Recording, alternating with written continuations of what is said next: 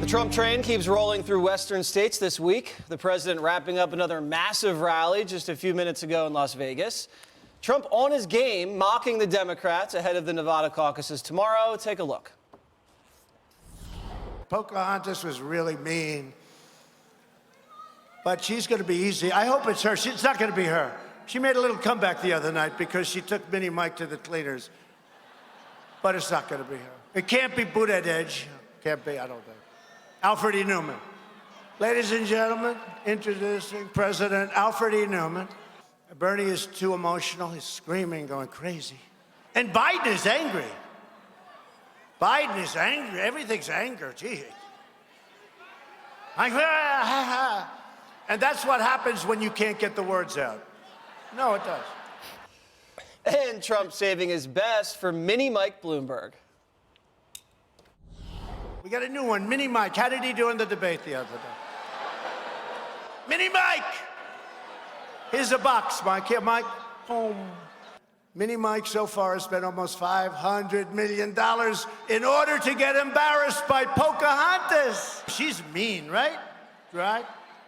See, that face is just, she wanted to get him. She said, I got him. I want to see those agreements. You open up those agreements. This poor guy probably signed 100 of them. And each one's a disaster. He said, I don't want to open those agreements. Nobody told me this was going to happen. He said, nobody told me. All right, Greg and I were trying to get some work done in the pod this afternoon, and we just hear this speech outside. We both gather around and start watching it. He's on his game. It's pretty magnetic. You know what was the most interesting thing about the thing today was that he decided to break through the fourth wall, and he told everybody it was a show. And he was talking about being with Mark Burnett, and that there's a cast of characters, and this is better than The Apprentice meeting Survivor. This was the first time, I think, that he referred to his presidency as a show. And for people who used to be critical of Trump, who are no longer critical, are the people that can discern the difference between the job and the show. The things that he's doing, which are incredibly positive and effective with the economy and jobs, prosperity and peace, to separate the craziness of this gives you a healthy peace of mind that never Trumpers can't do. And it makes you think, what's the second term Trump look like? It's gonna be more theatrical, more set locations, more guest stars and road trips, because that's what happens when a TV series gets renewed. It's not a re-election, it's the renewal of a TV show, and there's gonna be more stuff. After the debate, you saw a sense of the Democrats' realization that this wasn't luck, impulsiveness, or Russian bots that elected him, that this is a unique skill set that only he possesses and that they can't beat. It's an interesting transformation that you're seeing in the last couple of weeks. Yeah, and the fact that you and I can tell the difference between the truth and the entertainment side is easy because, you know, we watch this for a living and we don't take this part that seriously. It's enjoyable to see. But the media, they fact check his jokes. Like, they don't get that this is partially entertainment. Because they have zero sense of humor, and they can't detect what is funny. His jokes land and are funny because they are true. He has that ability to pick off all his candidates. I used this test growing up down south of all of those Democrats that were on the stage the other night. Which one would I hide from at the Food Lion?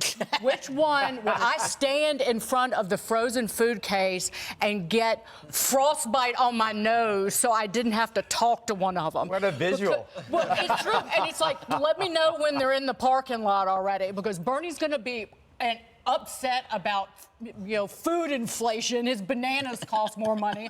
Elizabeth Warren is going to lecture me about biting my fingernails. Maybe Pete Buttigieg I'd want to talk to, but he doesn't have enough experience to run the Food Lion. Geraldo, you know, Greg talks about the casting of this, and the president mentioned that.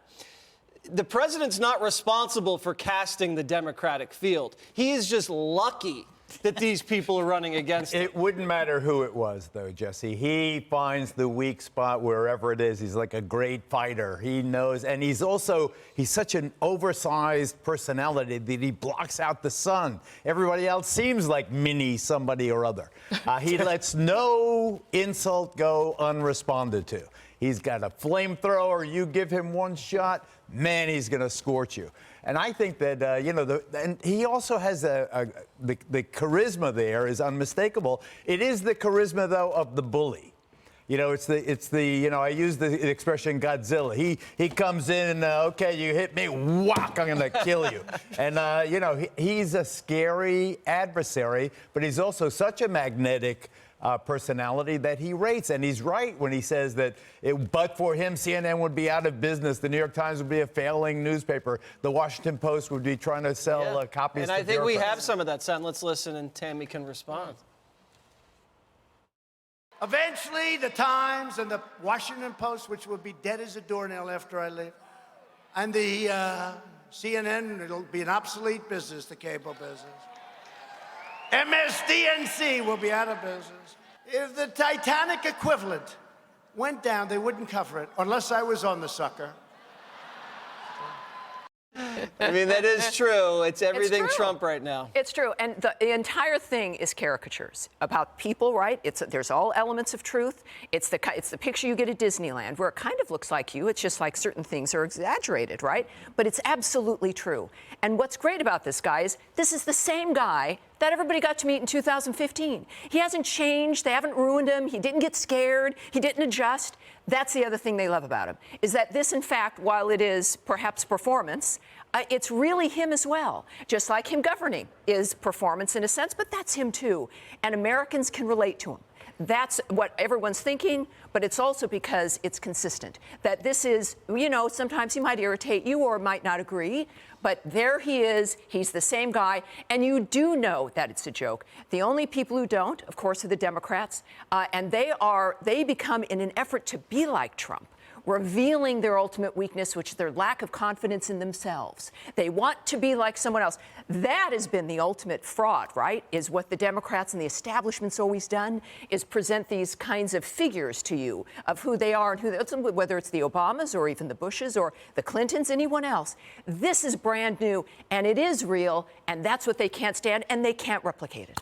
Well, and he gets on air literally the day after they have these debates, and he just repackages the Democrats' brand for them and is just always right there immediately to respond.